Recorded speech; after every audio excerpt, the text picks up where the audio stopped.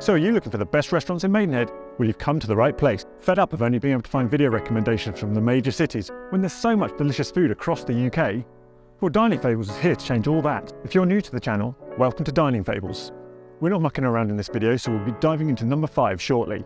But just as a piece of housekeeping, if you want to better understand how I assess these dining experiences, then I'll link to that video at the end of this one. So come on, let's see it out in Maidenhead.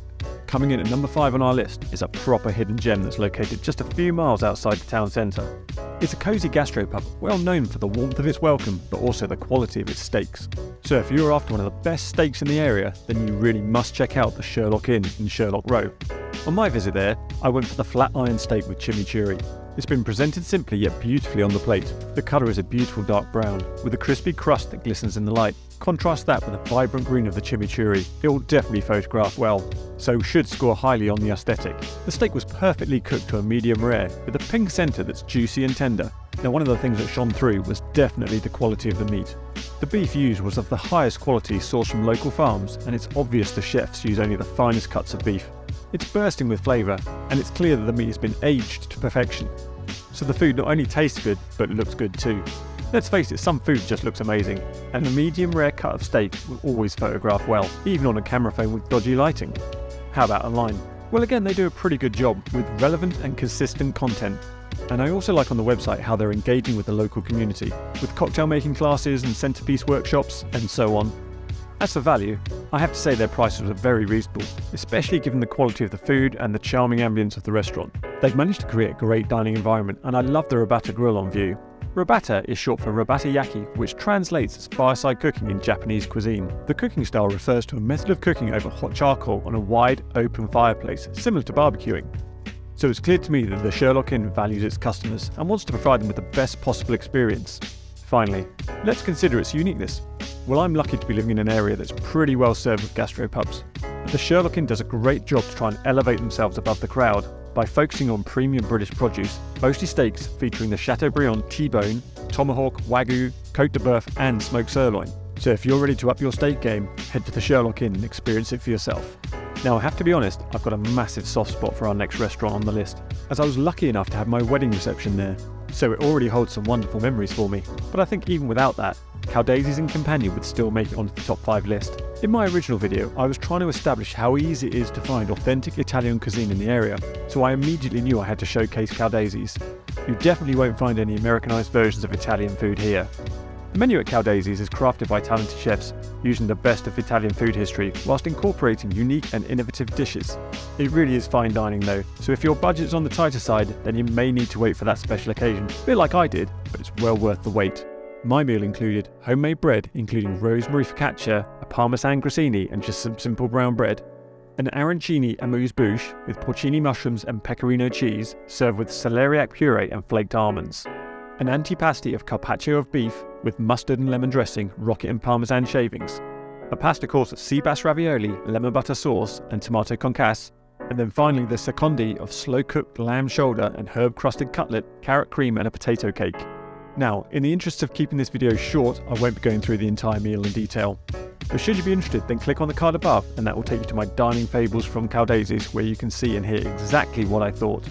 I think I'll just mention my absolute favourite, and the dish I order every time I come. It's the sea bass ravioli.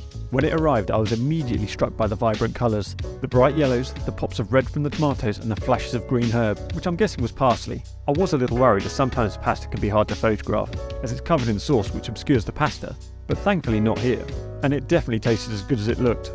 The ravioli was absolutely divine, and you can tell immediately that this ravioli was freshly made. It had a tender texture and the filling was carefully incorporated, resulting in a seamless and delicious bite. You will definitely be able to see why it's so good, and they literally cannot take this off the menu. So how about online? Well, I love their Instagram, as Giancarlo Caldesi is front and centre with his warmth, personality and good humour. It just makes you want to go and see the show in person. It would be great to see this translate a bit more into the website, so we see a bit more personality and definitely more food imagery, as what they produce is absolutely beautiful. Perhaps they could make it a bit more like the low-carb living part of the website, which does this in abundance. Lovely images, and we see lots about Giancarlo and Katie. I love it. It's this unique quality of personality, creativity and execution which made Caldesi's so wonderful. As I mentioned in my How I Judge video, I like to think about value rather than price. And as I said before, Caldaises is fine dining, with the service, quality and provenance that goes with it. So for me, it's worth every penny for that special occasion, when you want something more from a dining experience. However, I know this is not possible for everyone, which is why it didn't come up a little higher on the list, but it was definitely going to make it into the top 5. If you like what you've seen in this channel, then why not think about subscribing, as it will really help the channel to grow. If I can grow the community, then I can make more videos about more amazing local, indie and international places to eat in the area. So come on, grab a fork and get involved. Now number 3 takes me back, as it was one of the first videos I shot for this channel. Basically because I've always loved sushi, but for whatever reason I never actually looked locally to see if there was anything decent around. It actually sparked the idea for this channel, as I just assumed I'd have to go to somewhere like London to be able to find any delicious or authentic Japanese food. It never really occurred to me to look on my own doorstep. Don't! And as it turned out, there's an absolute gem of a sushi restaurant right here. If you're a local, it may very well be known to you, but to me it was a welcome epiphany. So thank you, Miyazaki. I think one reason why it fell under my radar is its lack of online presence. As far as I can tell, they have no social media, and the website is basic to say the least. It's got a menu and a few paragraphs about them. That's about it. Now clearly this isn't a problem for them, as I'm assuming their word of mouth must be amazing. It's just a shame it didn't make it to my ears until last year. The food is unbelievably good. The ingredients are top quality, as all sushi and sashimi needs to be, and is made fresh and with great skill. Even with the high quality ingredients, Miyazaki managed to keep the price very affordable, especially when compared to other styles of restaurant or takeaways locally. So for me, it makes its value sky high. Again, I'm not going to go through everything I ate on my visit. I'll link to the video here for you to check it out instead. But the standout item for me was salmon aburi, as it was new to me. And if you don't know, aburi is a Japanese preparation of fish sushi, quickly seared using a blowtorch or kitchen torch. And the word aburi actually means flame seared in Japanese. And the technique is used to gently sear the surface of the fish to create a contrasting texture of a grilled surface and a creamy raw underside of the fish. It's absolutely wonderful and well worth a visit to Miyazaki alone. By its very nature, I guess sushi and Japanese food in general is quite unique, so Miyazaki scores quite highly here. But in my opinion, over the years the reputation of sushi has been damaged by too much awful supermarket knockoffs. It's brilliant to see it being so well executed here, which is why it's made it to number 3. We're down to the final 2 restaurants in this series. And this is where it gets really hard. I've been going backwards and forwards over this decision. And as I mentioned earlier, we're spoilt in this area with so many amazing pubs, and who doesn't love a pub serving amazing beer and wonderful food? So my number 2 has to go to the Beehive in White Waltham, again just a mile or so outside Maidenhead. It's had a stellar reputation for years, so it has to live up to all the accolades and awards bestowed upon it, including most recently coming in number 16 in the top 50 gastropubs in the UK for 2023. And they more than hold their own against other local heavyweights, such as Tom Kerridge's The Hand and Flowers, or Coach in Marlow, Heston's Hindhead in Bray, and now Adam Handling's Lock and Tyne in Windsor, who are all in the top 30. Stiff competition indeed. So I guess my only worry when I went was, can it live up to the hype? And thankfully yes it can. On my visit I had 3 courses, starting with cauliflower and cheddar velouté, chives and crouton, shin of beef pithier, truffled soft polenta and red wine jus, followed by sticky toffee pudding. You can click on the card above to watch my full video from the Beehive. But my favourite part of the meal was definitely the shin of beef pithier. Okay, so hands up, who knows what a pithier is? I certainly didn't. In essence, it's a pie, with a small mound of filling positioned at the centre and underneath a layer of pastry rather than spread on it, so to help it prevent from leaking during baking. Just look inside this. The beef is so soft and tender, it must have been cooked for ages. I mean wow, it's got such a deep, rich and meaty flavour. So meaty in fact, I can't see any other solid vegetables or ingredients in here. It's all beef baby. Beef shin is generally a very cheap cut because of the long cooking times required, and is sometimes seen as undesirable. It benefits from being cooked low and slow in order to break down all the fibres, and turn it into an unctuous gelatinous meat, which in turn thickens the sauce in which it's cooked, and the results are definitely worth the wait. Now pies are usually tricky things to make look good, but due to the pithier's rather unique shape, a shiny egg wash, and the mixture of vibrant green from the tender stem and the red wine jus, it looks absolutely amazing. I love this photo. Online they do a pretty good job, but it would be amazing to see more food images on the website. With such a talented team, the food produced should be front and centre to showcase what the diner can expect of the Beehive. I like their social media though, it's good, as you get a fair bit of behind the scenes and a sense of personality from Dom, the chef patron, and Alex, the head chef. I always like to see this, as it adds an authenticity and character to the Beehive to enhance and engage me as a punter. When it comes to value, I think they've positioned themselves really well. They currently offer a fantastic set lunch menu, bar snacks, plus their traditional a la carte offering, which will pretty much cater for any local and to those who have travelled from afar specifically to dine there, and to be able to do all of this without alienating anyone who just wants to sit there for a drink in the sunshine and watch the cricket in the green.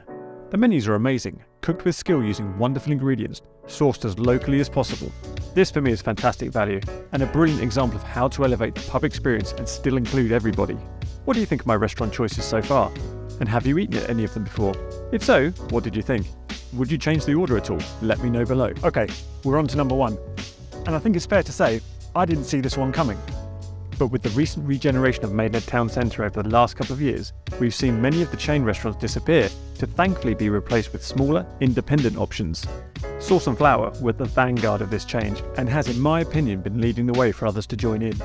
It's vastly improved the variety, quality and creativity of dining in the town centre. And if you're a local, I'm sure you'll agree with me, thank for that. Sauce and Flower is an Italian pasta restaurant and deli run by Flavio and Sandra. It's pretty unassuming from the outside and minimalist yet contemporary on the inside. It has a warm welcome and a busy buzz, full of locals at all times of the day, which gives you a clue to the quality of the dining you're about to enjoy. So what did I order on my first visit? Well, I went for the pork and fennel pappardelle, as I make something similar to it at home, albeit poorly, so at least I had a benchmark. And to that I added the roasted broccoli with garlic, Calabrian chilli and lemon, as it just sounded amazing. The pasta is just so good, you can really taste the pork and fennel, just how I hoped it would be. There was also a really lovely crunch for some pangrattato that I wasn't expecting. If you don't know what pangrattato is, it's a crispy, crunchy breadcrumb that you sprinkle over a finished pasta dish to add some extra flavour and texture. Chef Flavio and his team make the wonderful hand-rolled pasta fresh every day with semolina and fresh eggs, and you can definitely tell. He told me that the original idea for the restaurant and why he wanted to set it up was to produce great food at a great price. Well, he certainly achieved that goal. During our chat, it turns out they opened the restaurant about 18 months ago, but had lived in the area for 14 years and could not find any decent pasta. It's the sort of thing most of us would just moan about, but he and Sandra actually did something about it and opened up a restaurant. Now, a bit like the Beehive, I found the website a little bit basic but functional. After all, there is a menu and you can book online, but I'd like to know more, especially as the story, provenance and personality of the restaurant and its owners are so powerful. I'd also like to see some more imagery, but from experience I know that photographing pasta can be tricky, but I'd still like to see some, especially as they change their menu so frequently. This clearly isn't a huge problem, as I know I can go to their social media, which is much better. There is way more imagery, story and character there. Now when it comes to value and uniqueness, this is where Sauce and Flower really punches above its weight for me. Not only is the pasta delicious and of the highest standards in terms of execution and ingredients, but it's at a price point I feel could actually be higher for what you get. Thankfully though, they've kept it where it is, which has meant I've been 5 times since my initial visit, which was about 8 months ago. My favourite dish so far was a black squid ink pasta. I've never seen that before or since. It's always packed with a brilliant atmosphere. I just love eating there.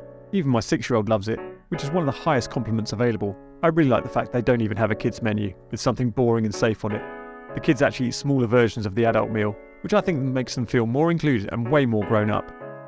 So combine all this together, and that is why Sauce and Flower has made it number 1 in my inaugural top 5 list of best restaurants in Maidenhead. If you've not been, you've got to go. Just make sure you book beforehand, because it gets busy. Thank you so much for watching, and if you found this video useful, then please let me know in the comments below. And if you've got any amazing recommendations for places I might have missed, then I'd love to hear about those too.